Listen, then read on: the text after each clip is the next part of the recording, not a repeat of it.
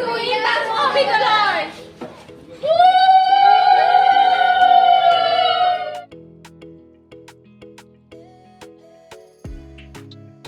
না হিন্দু না মুসলিম এরকম বিভেদ না রেখে যে দিনটাতে আমরা সকলে একত্রিত হয় সেই দিনটা একমাত্র হলো এই সরস্বতী পুজো। এই সরস্বতী পুজোর দিনকেই কিন্তু হিন্দু বা মুসলিম আমরা কোনো রকম কোনো বিভেদ করি না, কারণ আমরা সকলেই ছাত্রছাত্রীরা কিন্তু এই দিনটাতে আমাদের স্কুল বলো কলেজ বলো সমস্ত কিছুকে কিন্তু সাজিয়েও তুলি একসঙ্গে।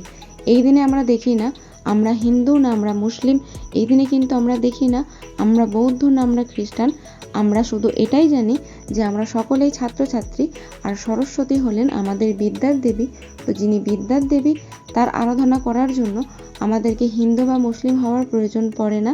তো আজকে হলো সেই দিন যেই দিনে আমরা সকলেই সকল ছাত্রছাত্রী বা সকল মানুষজন ধর্ম বর্ণ বিচ্ছেদের পরে একত্রিত হয় এবং একত্রিত হয়ে এই পুজোর আনন্দ উপভোগ করি এবং এই পুজোর প্রসাদও গ্রহণ করি।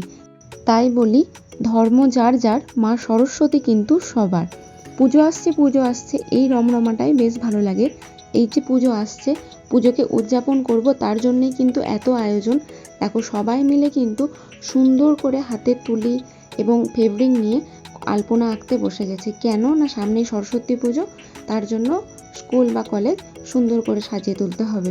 যদি এটা আমাদের কলেজের আঁকা আলপনার ফটো, তাও কিন্তু এই কলেজের মতোই বাকি স্কুলগুলোতেও বড়রা ছোটরা মিলে কিন্তু আলপনা দিয়ে এবং বিভিন্ন রকম কারুকার্য করে নিজেদের স্কুল বা কলেজকে সাজিয়ে তুলছে। তার সঙ্গে সঙ্গে পাড়ার মণ্ডপেও কিন্তু বাদ যাচ্ছে না, পাড়ার মণ্ডপেও ঠিক একই অবস্থা। নমস্কার, আমি সঞ্চিতা। আমার এই ব্লগ চ্যানেলে তোমাদের স্বাগত জানাচ্ছি। আমি আগের ভিডিওতে তোমাদের বলেছিলাম যে আমি কলেজে যাব, সেই মতো আমি কলেজে বেরোনোর জন্য রওনা হয়ে গেছি। আর সঙ্গে রয়েছে আমার দুটো বোন এবং এই পুচকে ভাইজিটা। আর কানগুলো তো ফুটো করে নিতে হতো, তাহলে তো কানের পড়তে পেতিস, তাহলে তো আরো সুন্দর লাগতো দেখতে। বড় হলে কান ফুটবি? এখন তুই বড় হোস নাই? হ্যাঁ, আমার বাড়ি থেকে আমার কলেজের দূরত্ব হচ্ছে 10 থেকে 15 মিনিট। তো সেই পথ আমরা গল্প করতে করতে অতিক্রম করে ফেলেছি এবং ফাইনালি আমরা আমাদের কলেজের সামনে এসে হাজির হয়েছি। এই হচ্ছে আমাদের কলেজ, ইন্দাস মহাবিদ্যালয়। তো এখন আমরা গুটি গুটি পাই এক মুখ হাসি নিয়ে কলেজের ভেতরে ঢুকে পড়ব।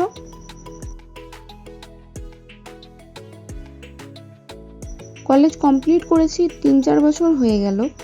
তো 3-4 বছর পরে আমি প্রথমবার কলেজের সরস্বতী পুজোতে কলেজে আসছি। এর আগে আমি কখনো কলেজে পুজো দেখিনি, কারণ আমি যতবার পুজো দেখেছি আমার ওই গ্রামের স্কুলে, প্রাইমারি স্কুল, হাই স্কুল আর আমাদের পাড়ার ক্লাবের প্যান্ডেলে। তো এই 4-5 বছরে কলেজটার আমূল পরিবর্তন হয়েছে। আশা করছি তোমরা দেখতেই পাচ্ছ। এখনও কিন্তু অনেক কাজ কলেজটার মধ্যে হতে বাকি আছে, কারণ এখনও কিন্তু অনেক মাটি খোঁড়া পড়ে আছে। তো কলেজটা চারপাশের ভিউটা তোমাদের দেখাবো, তার আগে কলেজের ঠাকুরটা একটু তোমাদের দেখিয়ে নিই।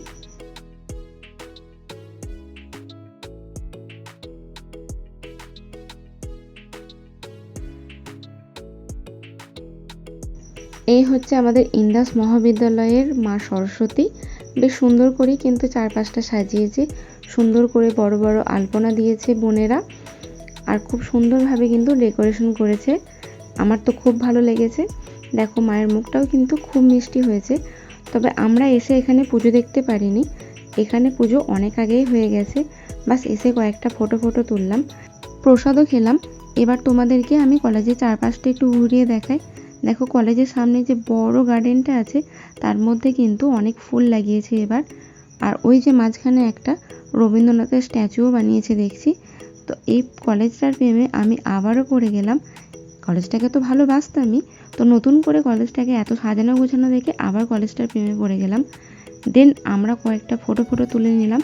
আমি এখানে ক্যামেরাম্যান হয়ে গেছি, আমার বোনের কয়েকটা ফটো তুলে দিচ্ছি।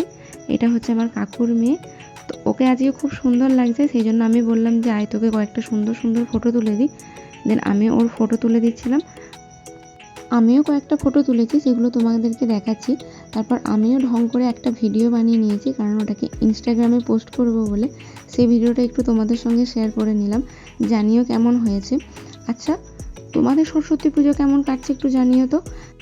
আমি তো দিব্যি উড়ে উড়ে ঘুরে ঘুরে বেড়াচ্ছি, এখানে যাচ্ছি ওখানে যাচ্ছি, ফটো তুলছি, আবার কলেজে কাউকে না জানিয়ে কয়েকটা ফুলও ছিঁড়েছি, সেগুলোকে নিয়ে আবার ফটোও তুলেছি। তোমাদের দেখাবো, জানিও কেমন লাগছে। হ্যাঁ আচ্ছা, এর ফটোটা কেমন হয়েছে আমি একটু জানিও তো। এই ফটোটা কেমন হয়েছে এটাও কিন্তু জানিও। আর এরপরে যে ফটোটা বেরোচ্ছে সে হচ্ছে আমাদের পুচকে লকডাউন, যাকে আমরা আমফানিও বলে ডাকি, আবার লকডাউনও বলে ডাকি, কারণ ও আমফান ঝড়ের দিনে হয়েছিল আর তখন লকডাউন চলছিল। তোর বাবাকে যখন জিজ্ঞাসা করি যে কী নাম রাখবি, ওর বাবা বলেছিল লকডাউন আর ওর দিদা বলেছিল আমফানি, তাই ওকে লকডাউন এবং আমফানি দুটো নামেই ডাকা হয়। ওদের ছবিগুলো তো আমি সুন্দর করে তুলে দিয়েছি। যখন আমাকে তুলে দিতে বলেছি তখন আমার এই অবস্থা, মানে আমার ফটোর এই অবস্থা আর কি। যেহেতু ফুল গাছের অভাব নেই, আর মেয়েদের তো এইভাবে ফুল না ধরে ছবি তুললে ছবি তোলাটাই বৃথা। তারপর তো আছেই এইভাবে ফুল ধরে ঢং করে ছবি তুলতেই হবে, যেন ফুলকে আমি কত ভালোবাসি, ফুলের সাথে আমি কত কথা বলছি, ফুলকে আমি কত যত্ন করছি। তো এই সুযোগে টুকুস করে কয়েকটা ফুল ছিঁড়েও নিয়েছি। কপালটা আমার বরাবরই খারাপ, একে সরস্বতী পুজো, তার ওপর ভ্যালেন্টাইন্স ডেও পড়েছে, কিন্তু খোঁপায় ফুল গুঁজে দেওয়ার মতো লোকটা কোথায়? না, খোঁপায় ফুল দেওয়ার মতো লোকটাকে তো আর পেলাম না। অগত্যা বোনকে বললাম দে রে একটু লাগিয়ে দে, ও একটু কষ্টসৃষ্ট করে লাগিয়ে দিল। তারপর আমিও সুন্দর সুন্দর কয়েকটা পোজ দিয়ে একটু ফটো তুলে নিলাম। আচ্ছা, আমাকে কেমন দেখতে লাগছে সেটা তো তোমরা এখনও বললে না। তাড়াতাড়ি যাও কমেন্টে গিয়ে লিখে আসো আমাকে কেমন লাগছে। যদি ভালো লাগে তাহলেও কমেন্ট করো, আর যদি না লাগে তাহলেও কমেন্ট করো। অনেক ঘুরেছি, মজা করেছি, ফটো তুলেছি, আমার তুলেছি, অন্যকে তুলে দিয়েছি, মানে ফটো তুলে দিয়েছি। শেষমেশ আমি ক্লান্ত। ওয়েট, যদি আমার এই ফটোটা দেখে কেউ ক্র্যাশ খেয়ে থাকো তাহলে তাকে আমি একটা কথা বলে দিই, তুমি না ধোকায় আছো, কারণ অরিজিনালি আমি এটা নয়। এই ফটোর সঙ্গে বাস্তবে আমার কোনো মিল নেই। আর আমার বোনগুলোর এত ফটো তোলার নেশা, রোজ কলেজে আসছে, রোজ ফটো তুলছে, তবু ওদের ফটো তোলা শেষ হয় না। ওদের ফটো তোলা দেখে আমার মাথা ব্যথা শুরু হয়ে গেছে। কখন থেকে বলি চরে এবাড়ি, চরে এবাড়ি, চরে, বাড়ির জন্য বেরোই না। শেষমেশ তো আমি ক্লান্ত হয়ে বসেই পড়লাম।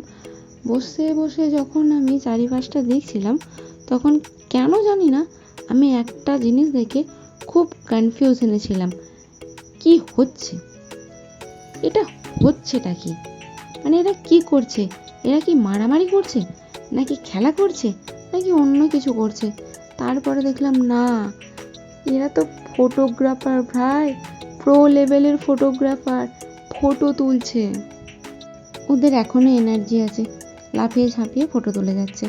আমি ক্লান্ত হয়ে বসে চারদিকে ক্যামেরাটা ঘোরানোর সময় দেখি এই পাকুনি বুড়ি সমানে তখন থেকে ধাতিং ধাতিং করে নেচেই যাচ্ছে। মাগো, তোর ক্লান্তি আসে না? আমি কেন এত ক্লান্ত হয়ে যাই? শেষমেশ বাড়ি আসার আগে আমি ঢং করে হাতের মেহেন্দিটার দুটো ছবি তুলে নিয়ে এলাম। আচ্ছা, মেহেন্দিটা কেমন হয়েছে জানিও তো। এতক্ষণ ডাকাডাকি করলাম তাও ওদের আশা হলো না। তারপর যখন ওদের খিদে পায়, পেটে যখন সুজোতে টোকা মেরেছে, তখন বলে কিনা চ বাড়ি চ। এখন আমরা আস্তে আস্তে বাড়ির দিকে রওনা হয়, কারণ খিদে তো আমারও পেয়েছে ভাই। তাই তোমাদেরও বিদায় জানাই। দেখা হবে পরবর্তী কোনো ভিডিওতে। ততক্ষণ ভালো থেকো, সুস্থ থেকো, আর আমার এই চ্যানেলের পাশে থেকো।